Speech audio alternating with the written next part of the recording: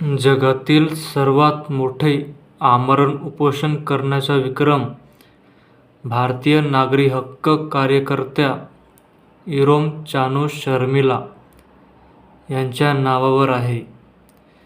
मालोम नरसंहाराचा निषेध करत त्यांनी 5 नोव्हेंबर 2000 रोजी उपोषण सुरू केले होते. त्यानंतर तब्बल 16 वर्षांनी म्हणजेच 9 ऑगस्ट 2016 रोजी उपोषण सोडले.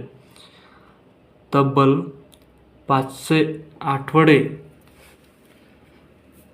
500 वीक त्यांनी खाणे पिणे बंद केले होते.